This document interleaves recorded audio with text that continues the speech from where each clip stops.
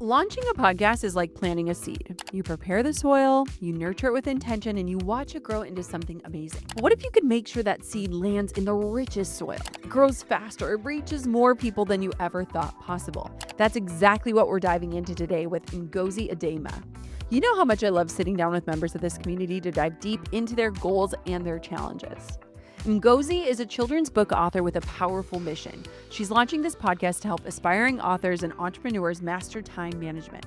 Her goal is to empower her audience to make the most of their precious days so that they can finally bring their dreams to life. Ngozi has been dreaming about starting a podcast for a long time, and now she's made it happen. With her show freshly launched, she's here to get the tools, strategies, and insights she needs to make her podcast stand out in the crowded podcasting world. In this coaching session, we're covering everything from connecting with a target audience, tips for monetization, all the way to avoiding the common mistakes that trip up new podcasters.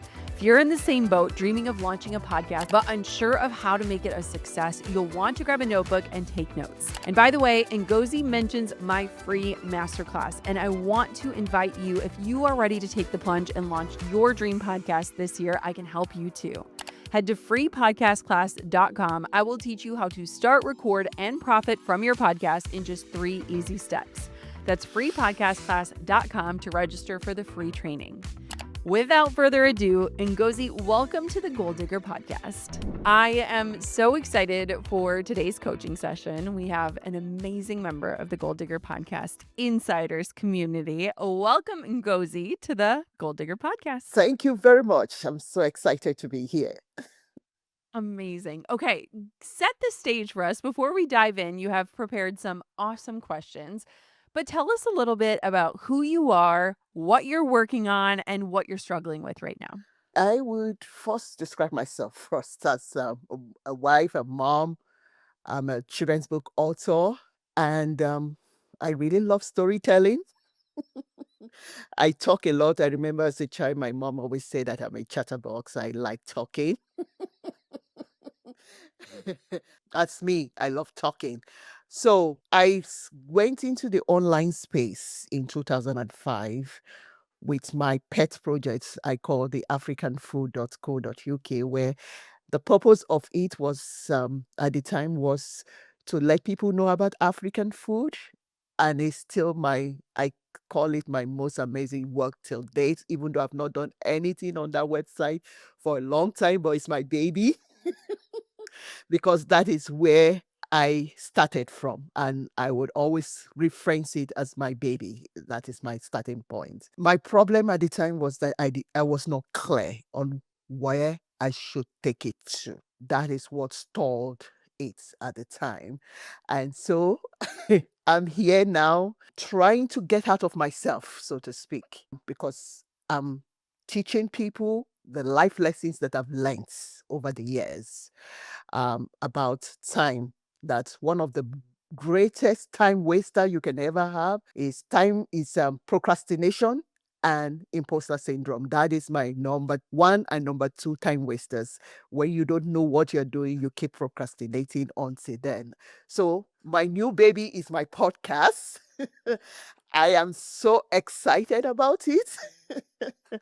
Tell us the name. It's called the Minute Mastery Podcast. Like I said in my first episode, I see time pretty much the way as I see money.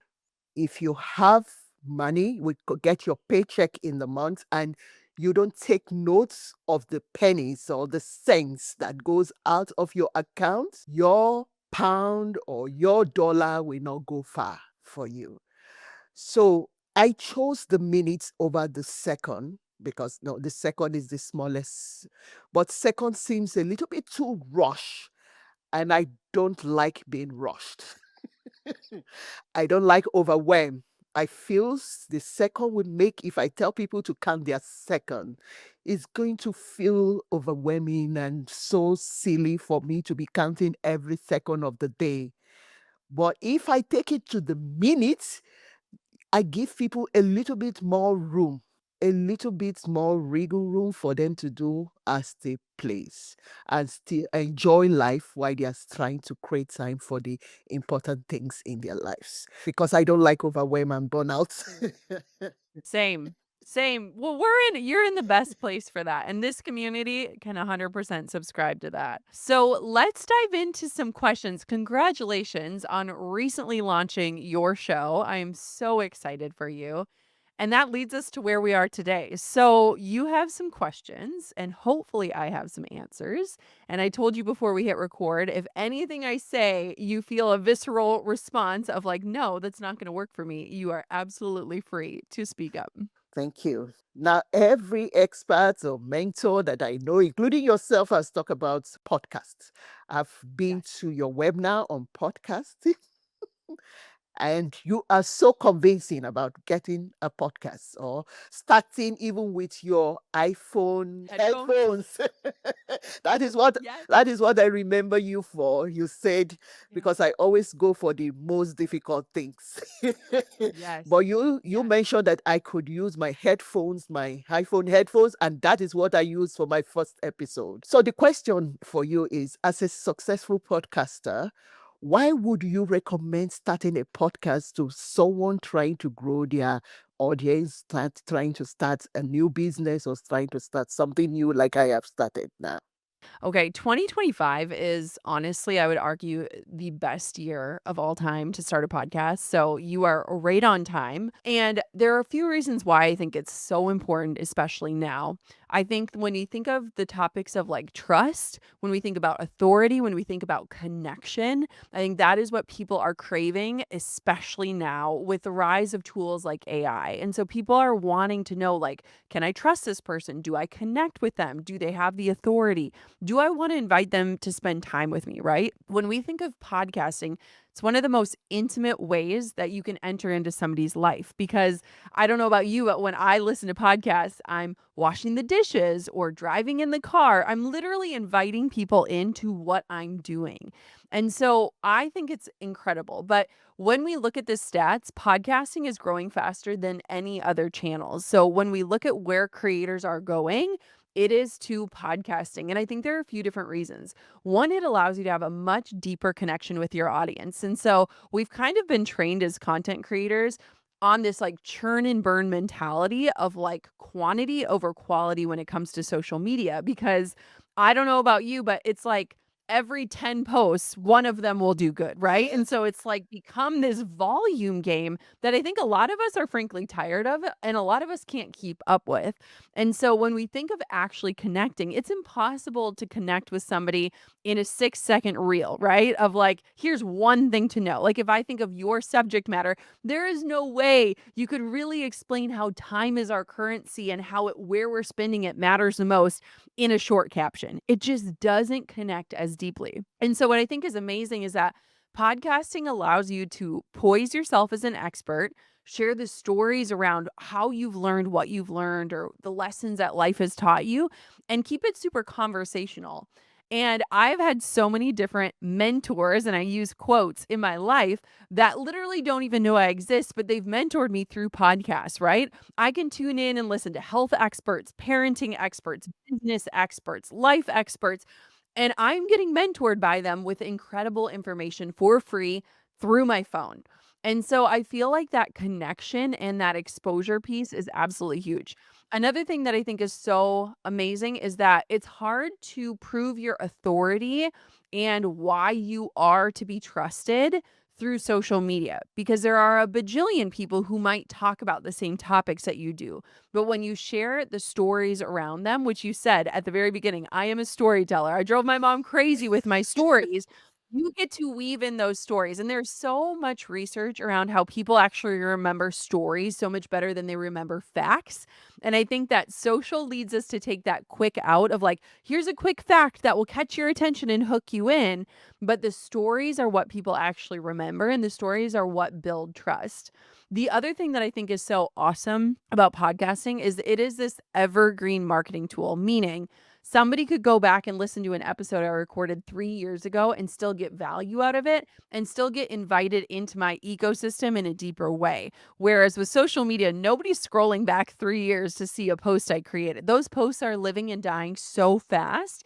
And as someone like you who cherishes their time and who treats time as your currency, I would argue that it is so much more worthy of an investment of your time to sit down and record something that will live on long past 24 hours and serve people for weeks, months, and years to come. And so, from this evergreen standpoint and the ROI on your time, I would argue that that is so powerful because it's giving you this opportunity to create something that will live on and that will still make sense and add value to somebody's life, whether they find it tomorrow or they find it a year from now. And then the last thing that I think we'll talk about a little bit more in depth throughout this conversation is just the monetization opportunities. There's so much research of how brands are now seeing the power of podcasting in a brand new way. They're shifting a lot of their marketing budgets from influencers into podcasting. They're seeing how podcast listeners really do trust the podcast hosts. And so there are so many different ways you can monetize, which we can talk about. But I think that it's a really beautiful way to either become a business or to extend the business that you already have. And you already have a few offers out there. I don't know if you're planning on incorporating them into your podcast, but regardless of which route you choose, I just feel like 2025 is this era that we're in where authenticity and connection are the key drivers for what we see as business growth. And so it is the ultimate tool to engage your audience, to drive traffic to your offers, and to grow a loyal community. I like the way you say that since I value time. I look at my Instagram account, for instance. I mean, I've not posted for a while, but everything I put in so much work, time into doing Yes. those things, and nobody looks at them. Yes.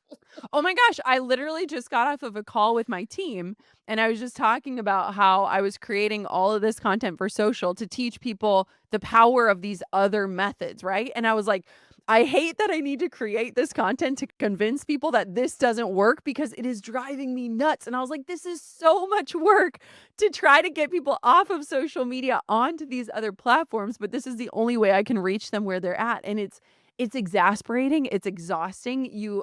I don't know about you, but I'm like, I am tired of chasing trends. I don't even have a desire to keep up with what's trending. And so that's where I just feel like podcasting in terms of like bang for your buck when we're looking at the buck as your time, it's such a valuable place to be spending it. I'm so happy for you for that. Thank you so much. I like it. And even for social media like Instagram, that's I don't want to spend so much time on. But I could still take snippets of my podcast and put it on Instagram if I choose to. So it's going to help from everything you've explained. The ROI is huge. Yes. Yes, absolutely. Absolutely. Yeah. So thank you so much for that. You're welcome. Do you have another question? Yes, I do. So if you were starting a new podcast with near zero audience, what three things would you focus on to succeed and grow your business using your podcast? Okay. So, the first thing that I think a lot of people miss, and I'm so glad that I'm catching you at the early stages because this is 1000% something I didn't even think about in the very beginning. And you actually mentioned this at the beginning of this interview is when you created your first site, your baby, you weren't super clear on the positioning, right? And Yes. so it was maybe more general. And I think a lot of us have had projects that way where we're like, I want this to be for everyone. And then sometimes it turns out that that isn't actually reaching anyone because it's not clear. And so the first thing that I would focus on is clear positioning and keyword optimization. And so let's kind of break that down. So first is thinking of like who exactly is this for? And one of the things that I think is there's a ultimate fear in a lot of us that we're going to like niche down too hard, right? So people have a fear of like saving time for busy moms and entrepreneurs. They feel like that's like too tight of a container. But I would argue that the clearer you can get on the positioning and who exactly you're creating it for, the more success you're going to have. And what's interesting is even when we get so clear that way, there are always people who are going to resonate and kind of be on the fringes of that, where they might not fully be the ideal client, but they're still getting value out of it. So clear positioning is number one. The second thing is key optimization. This is all part of my number one bullet here. And keyword optimization is important because our podcasts and the way that the podcast platforms work is they're ultimately a search engine. And so when people type in specific keywords and topics, they are going to be led to different episodes, different creators that are talking about those things. And so everything on the podcast platforms, from your show description to the show titles to the episode descriptions, all of that is searchable. And so you want to make sure that you are naming your titles of each episode with clear keywords that somebody might type in, like, how do I save more time as a mom? Or what are productivity strategies that I could use today? And so you want to be thinking in terms of keywords so that your audience is finding the content that you are working so hard on creating. And that is exactly why this backlog idea, or this evergreen content idea of your content living on, is so powerful, is because when people type in those keywords, they will be able to find your content much like later on. And so, like, if somebody were to go on to a podcast platform and type in how to market with Pinterest, they would likely find an episode that I maybe recorded a year ago or 2 years ago, but that content is still relevant.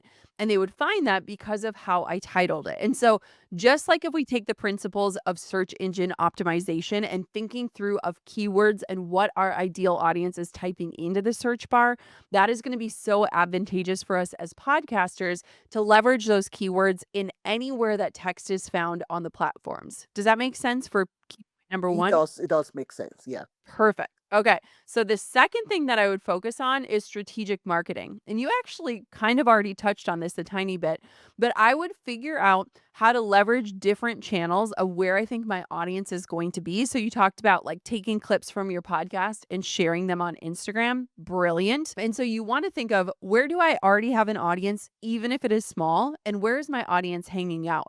And so what's beautiful about podcasts and the fact that it's long form content is, inside that long form content, there are so many bits and pieces of value that you can derive and turn into different things, whether it's an email for your email list, a pin for Pinterest, Instagram posts, Facebook posts. You can take one podcast episode and slice it and dice it, I would argue, 100 different ways, and use that content in other places.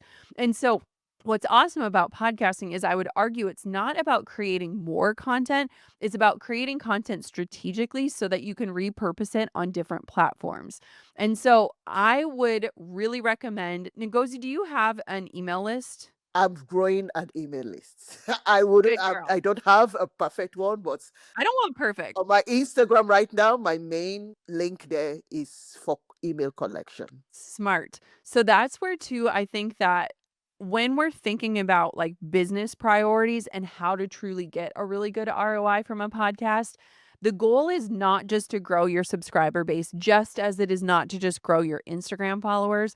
It's to connect with people on those platforms, but then eventually invite them off of the platform and onto a place that you own and can control, which is why I like am obsessed with and won't stop talking about email lists, because an email list is an asset you own. And so one thing that I think would be really awesome is, if you haven't already, create some sort of free offer that your podcast listeners would absolutely love, whether it's time saving strategies or different things like a time tracking sheet, since you're obsessed with like tracking their time. And having some sort of freebie where at the beginning and the end of your episode, you could say, hey, I've created this time tracker for you. It's super easy. It's free. All you have to do is go to, and then have the link, or have the link in the description for them. And that way, then you're inviting listeners off of the podcasting platform and onto a place that you own. And so I just think when we think of marketing, especially when it comes to a podcast, we will also want to think in a strategic way of not just how do we grow the show, but how do we do it in a meaningful way? And I would say the most meaningful way is to connect with listeners, offer them free value, and then eventually invite them into a place where you have a bit more control over it. And then the last thing that I would consider is, if you want to have guests onto your show, finding people that talk about complementary topics or that are likely serving a similar audience or an audience who would be interested in what you talk about and what you teach about, and kind of sharing audiences in that way in a beautiful way. And so featuring other voices and then gaining access to their audiences because they're sharing that they were on your show. And so those are the three things that I would think of in terms of the strategic marketing window. Thank you so much. Especially the third one is what I am seriously considering because I do want guests on my shows. But like you said, look for something complementary to what I am doing. So what complementary thing will you suggest for a time management? Yeah. Oh my gosh, there's so many complimentary things. Oh my gosh, yes. So that's where too the strategic part comes into play is I think a lot of times people are like, I just want people with a huge following to come on my show. But if it's not aligned, it's really not going to serve you. And they're likely not going to share it if it doesn't really make sense, right? And so from like a strategy standpoint, I would look for people who either can relate and learn from and leverage the tools that you're teaching. So finding people that are busy moms or CEOs or people who struggle with time or people with ADHD who have time blindness and having them come on, which would be amazing. Or getting really specific, like you could have somebody who is a neuroscientist who explains how our brains think about time, or someone who is an efficiency strategist, or someone who's really good at organization, because organization can save you so much time, right?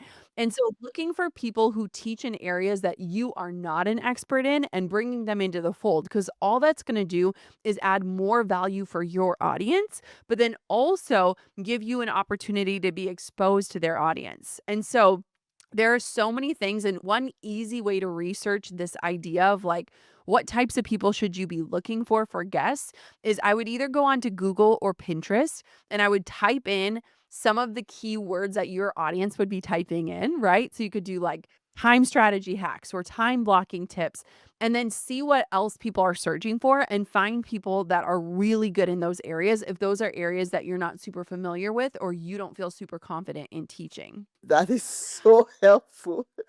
Oh, I'm so thankful. If you thought I was done, I'm totally not done yet. I have the third thing that I would really just focus on as somebody who is new to the platform. And that is really thinking about, okay, how does this podcast kind of integrate into the bigger picture of what it is that you want to do? I think that there are some people out there who have podcasts as a hobby. I think that's amazing. But one thing you realize when you get into podcasting is it's more work than you actually think, right? It takes a lot. And so thinking through kind of what is the next step for your listener, and you don't have to have a product, a service, or an offer ready, but what would be a potential next step? What would be a future next step? And that's where it's beautiful, even if you don't have that offer yet, to start thinking through what that might be, because then you can start creating those free resources to grow your email list and have people signing up for your list so that whenever you launch whatever is next, you already have a list that you can launch to. And so thinking through of like, what kind of call to actions could I have in my episode to either gain insight or to get people off of these platforms and onto my email list? Getting feedback through polls or through emails if you have an email list of asking, what do you want to hear next? Or who are people you want to learn from? Or what is a question you're dying to ask me? And just focusing on staying consistent to build that know, like, and trust factor while you're kind of thinking of the whole ecosystem and how the podcast is going to play into that. And so I would just say the third main thing I would focus on is just what is the business integration so that as you're creating, you know that it's feeding into a bigger picture and it's not just another one of your amazing babies where you're like, I'm giving up so much time, but I'm struggling to connect the dots on like where this is ending, if that makes sense. Yeah, you don't want to go through that. Nobody wants to go through that, right? Like, we work so hard and we deserve to get paid for the work we do, and so I think that's just a beautiful thing to be thinking through, right? You don't have to have all the answers, you don't even have to know what step C is gonna be, but just thinking through, like, what would that next step look like, and starting to grow even regardless of if you have that or not. A lot to think about. Yes! Yes, that's why we do this. Okay, do you have another Of course, question? I do. The third question is what is your strategy for monetizing a new podcast in 2025? So I'll tell this story, and I know that you've heard it because you've been on my training, but I'll tell this story because I just think it's so funny and it illustrates so much about the podcasting space. It's interesting because so many people focus on sponsorship as the number one way to monetize a podcast. And what people don't realize is that a very small percentage of podcasts have the listenership required to be able to have those big name sponsors, right? And I think a lot of us, at least I'll speak for myself, I listen to really big shows. So it's very common for me to hear ads to their favorite products or different offers. But we don't recognize that, like, there are so many hundreds of thousands, millions of podcasts that might not have the listenership yet to get the paid sponsors in. And so, if we are only thinking about that method of monetizing, we are doing a disservice to the millions of podcasters who are working so hard to create their podcasts and deserve to get paid, but they need to find a different method. So I share this in the training, but when I first started my podcast, I had a sponsor, Honeybook, who I love and use, and they basically paid so that I wasn't going in the red on my podcast. So I knew I couldn't edit it myself, and basically they covered the expenses of my podcast, but I made basically $0. And it was a really great strategy at the beginning because I just wanted to start my podcast as a total experiment. But about 6 months in, Drew and I had signed up for this meal delivery service, HelloFresh. We loved them, and they had solved the biggest marital spat of our lives, which is every single night, what are we having for dinner? That is like my least favorite question of all time, especially now that I have kids. And so I went onto my podcast and I recognized that HelloFresh had this very simple share with your family and friends link. I had already shared it with my family and friends. They had taken advantage of all the offers, and I had a bunch of different offers from HelloFresh. And so I talked about it in one of my episodes super organically and said, this episode should be brought to you by HelloFresh because it solved this marital spat. If you're very busy like we are, you might love this. And I dropped the link. And I ended up getting our family free dinners for an entire year just off of my listeners taking action on their affiliate program. They were not directly paying me. They had not reached out to me. They had no idea who I was. I was just recommending something that I loved. And so my first tip for monetizing a podcast in 2025 is leveraging referral links from companies that you shop at, that you use and love. And there are so many benefits to doing this. So let me walk you through just a few of the benefits. And I want for you to brainstorm if there's any products that might work for you and for your show. Now, it doesn't have to be so perfectly aligned that it makes total sense with your offer, but if you can tie it in to the message of your podcast or to the overarching umbrella of what you're talking about, it would be great. And let me tell you, I could probably tie anything into anything as a marketer. One of the things that I love about this approach is it allows you to collect very insightful data.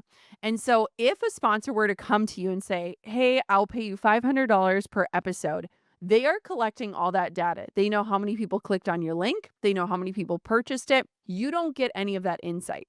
When you use partner links, oftentimes you can see that data for yourself, which is so invaluable because you'll start to notice what your audience cares about, what they'll actually click on, what they don't care about, what they're buying, what the results you're generating are. And so that data is so, so valuable. The second reason why I love affiliate marketing is that if you work with a paid sponsor, you have to stick to a script, right? We've all heard the scripts. I've read the scripts. There are certain talking points that you have to hit on. You have to say the link this many times. You have to do all these things. It's beautiful. They want to make sure that their investment is worth it. But when you do affiliate links, you get to talk about the product however you want to. You get to share what you really genuinely love about it, why you use it, why you're recommending it. You get to inject your own story into it. And so, as a storyteller for you, this would be so beneficial. And you get to tell people why they should take advantage of it. What's amazing is I think there's a stat out there, and I could be wrong, but I'm pretty sure that it's 80% of brands right now have a refer a friend or an affiliate program set up. So, brands are seeing the power of having this ability to have their customers do their marketing for them. And so, whether it's sheets you bought, or the skincare you love, or the food you eat, or that one product you can't live without, there's a good chance that you could collect a commission from talking about it.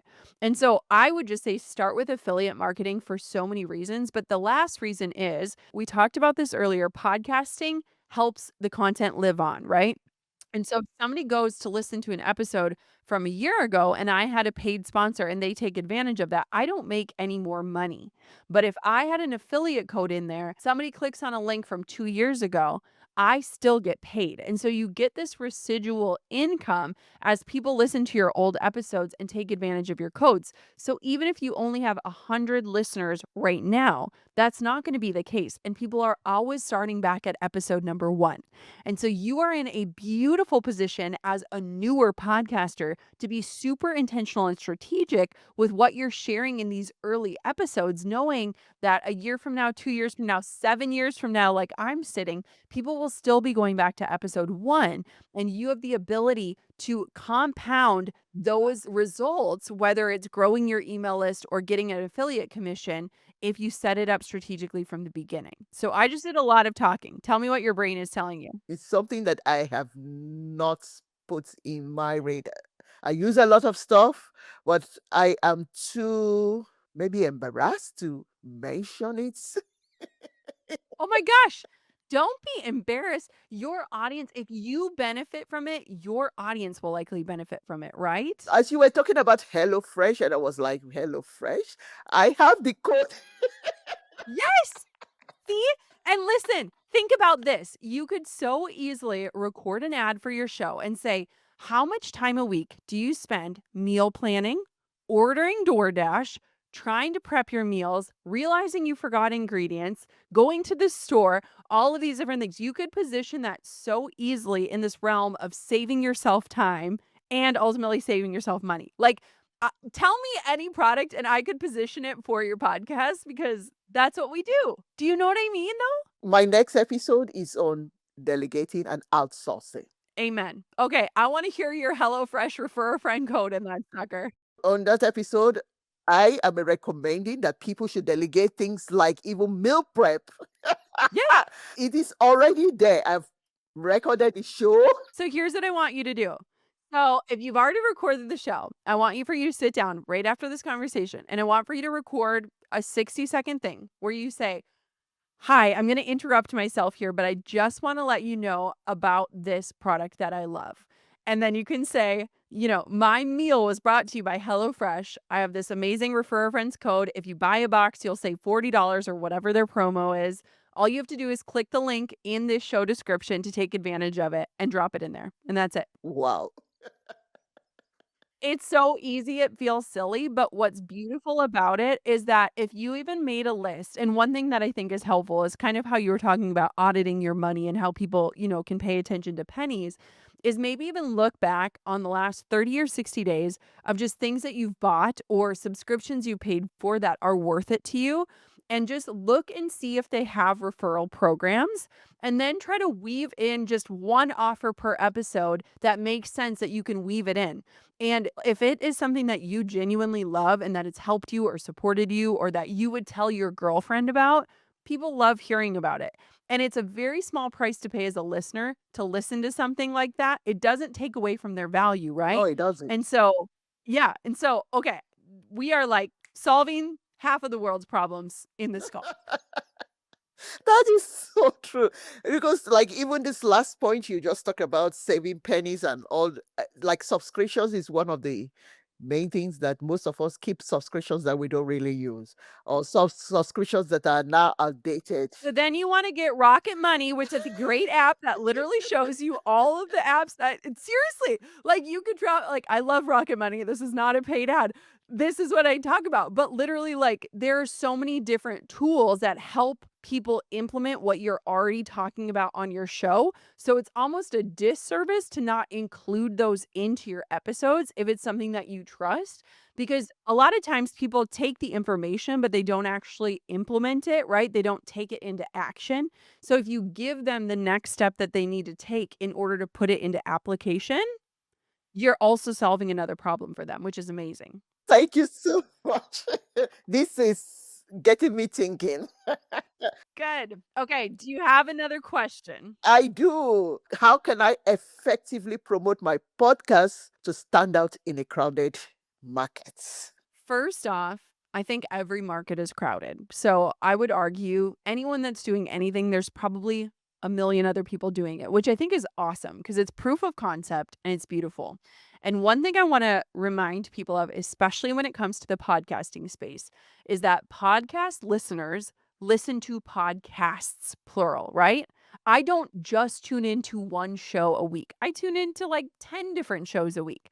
And so what's beautiful is it feels a lot less of a competitive environment and more collaborative and community based, where we recognize that people listen to so many different things. And so if a scarcity mindset is impacting you from feeling like, how do I stand out in a crowd? I just want to invite you to think of it in a different way, because there are listeners who listen to a little bit of everything every single week. And so it's not like you have to be the one person and the one voice that they hear. And that's what you need to market yourself to be. So when I think of effectively promoting, I think again, nailing your niche, so getting really clear on who you serve and how you speak to them is the first thing. And I think that's something that will really help you just figure out different ways to communicate through your podcast. So when you know who you're talking to, it's a lot easier to address them. It's a lot easier to connect with them. It's a lot easier to hit topics that they'd likely be looking for. The second thing would be going back to that first thought that I had of leveraging SEO. So just thinking of those keywords, those search bars. And again, go on to Pinterest or Google and even just start typing in like time management and see what pops up, because there will be a guided search function where it'll show you like what other people are typing in. So it could be like time management for busy moms, time management for entrepreneurs, time management for people with ADHD. And that can help you brainstorm different topics and ideas that you want to cover on your show. But again, making sure that your episode titles have keywords that people might be searching for. Also, looking at repurposing content. So, if you have not kind of figured out a flow or how you want to take the podcast and then repurpose it on different platforms and in different ways, I would challenge you to kind of figure out some sort of plan. So, for example, when we do my show, that show, we take the outline of the show and we clean it up and we make it into show notes. So that goes onto my blog. So that's another long-term place that's serving. We also take my show and we put pins on Pinterest that point to that episode. So we create 10 different pins that go into Pinterest. We take clips of it and we turn it into reels for Instagram. We post about it in Facebook. We have our Facebook community. Now, I am in all the places because I am not the person that is doing all this. I have one team member who helps me do this, and I've been doing it for a long time. And so it doesn't need to be this crazy robust strategy, but I want for you to be thinking about, how do we make this content live on? How do I repurpose it? How do I maybe take one of the key points from this episode and share it to my email list so that they get value and they want to tune in? How do I take the second key point and create an Instagram post out of this? And just thinking more from a standpoint that is longevity and less of the churn and burn mentality that I think we're all burnt out by. And then just thinking too about collaboration. And so I know that you've stuck to solo shows, but you're open to collaboration. And so just thinking through, who would be a few dream guests. You don't have to have this format where, every other week is a guest. You don't have to have this like very rigid framework, but when it makes sense and when you find somebody who's a great fit, how do you collaborate and how do you get the most out of that collaboration? Like when they come on your show, would they agree to share that interview on their social media or with their email list? Or could you do an Instagram live the day the episode airs and you have a conversation? So you get exposed to their Instagram followers and vice versa, and you get to kind of guide people to that episode. And so thinking through that spirit of collaboration, even collaborating with your listeners. We recently set up a phone line where our listeners can call in to ask a question, and then I can answer their question on the air. And so collaboration doesn't just have to be with creators, it can also be with your community. And I'm so excited about that because I'm like, that just adds a whole new dimension to the podcast where I get to answer real people's questions and not just read them and say, like, Carissa wants to know blah, blah, blah, blah, blah. It's actually Carissa's voice saying, "Hi, I'm Carissa from Michigan, and my question is." And so thinking of just different ways to collaborate can also be really huge. And so I just think, showing up consistently and showing up at all is the biggest step, and you're already over that hurdle. And so now it's just about using your time, which you love, wisely, and just thinking through again, how do I get the most out of this? How do I make this content live on the longest? How do I reach the most people with it? And how do I strategically set it up so that long after I hit publish, it's still doing something for me? I have a lot of homework. You do, but it's good homework and it's valuable homework. And what's beautiful about where you're sitting is you've already done the hardest part, which is get it out into the ether. And so, if I know anything about you and the way that you look at your time, this homework is going to make the time spent on your podcast feel so meaningful, feel so worth it, and feel like $1,000,000, which will be awesome. Thank you so much, because if there's one thing I take from this interview today is I know where to put my energy right now. That is basically what I want to do. I know where to put my energy and just focus on those key areas to give me the impact that I desire. Yes, amen. I think we have one final question. Okay, so drop it for me and we'll rock this out strong. So, what are common mistakes new podcasters make, and what can I do to avoid these mistakes? Because it's very common for us to make mistakes when we're starting something new. Yes. Oh, still common for me to make mistakes too. The first thing is I would just say consistency. And so get really clear on what you can commit to and don't overcommit. I think a lot of times when we get a new idea, we get so excited and we're like, yes, of course, I'm going to publish 5 days a week. And then it's like 2 weeks in, you're like, what did I agree to? This is never going to quit, right? I would say start super simple. So for me, it was 1 episode a week at the very beginning. And then once I had that system down and some of the things that we talked about today of just figuring out, how does this pour into the ecosystem? How do I get people off of the podcast? What are the strategic moves that I can make to make this really worth it? Then I added a second episode per week. And so I would say start super simple, start small, and just be consistent and grow that consistency muscle. And this goes for anyone out there, not just podcasters. Being consistent and showing up consistently changes how you show up, changes what you believe about yourself, changes everything. And so getting really consistent is the first thing. The second thing, and the mistake that people always make, is overcomplicating the tech, right? And you talked about this, like you were like, I was so overwhelmed. And then you talked about just iPhone headphones, and you're like, I got that. I can do this, right? And even to this day, I was literally talking to one of my best friends yesterday, and she's had a podcast for almost a decade. And she was talking about changing her whole setup and all these things. And I was like, don't get so consumed in what it looks like and what equipment you're using that you forget about the message. Like, it is something that we will fight no matter what because we love to add complexity. And so I would just say do not overcomplicate the showing up that is required. And even last year, this was something I shared about in my year-end review, but we had been trying to do YouTube and like go bigger on the video component, and I hated it. I hated thinking about what I looked like. I hated thinking about having to look at the camera perfectly. I hated thinking about where my microphone was positioned. It just took away why I love podcasting, which is that you can just talk. And so if you get prone to overcomplication, keep it super simple so that you just stay consistent. Because I think a lot of times overcomplicating is just an excuse to put us into analysis paralysis, which is an excuse for us to not show up, right? Yes. The third thing that I would say is a mistake is that people focus only on downloads and like that number, right? A lot of times, especially when you're starting out, it can feel discouraging. It can feel slow.